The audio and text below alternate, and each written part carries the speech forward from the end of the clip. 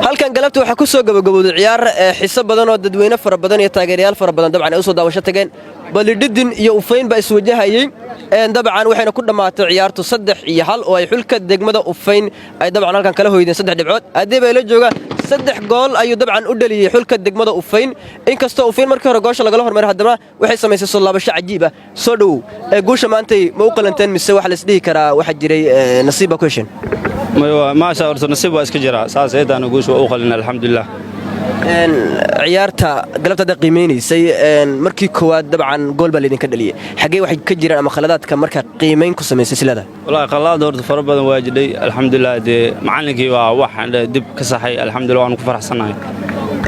waxa sameysay soo laabasho cajiib ah 3 gool baan halkan kulankii koowaad ee safarta ka dhalisay dareen noocan kaga dhigantay wallahi dareenkii maanta lama soo koobi karo dhalinyaradeeda ila midkaan waa salaamaya gabigooda alxamdulillah waxa weeye maadaama aan degmadooda mataleen dal badan soo socdo oo dabcan si weyn culus oo ciyaartoy culus ay ka soo baalkeenayaan ma jira walaac xulka ka qabtaanin wallahi ma qabno way anaga kalsooni waan isku qabnaa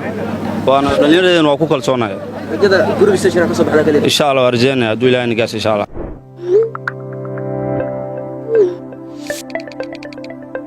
kusoo dhaw macmiil adeega e-bank ee bangiga salaam kaasoo lagu sameeyay dib u habeyn iyo casriyeyn ugu horeyn soo gal website-ka salaam bank oo ah salambank.net geli userkaaga iyo passwordkiisa waxa ku soo baxaya qaybaha uu ka kooban yahay e-banking oo kala ah qaybta akoomada account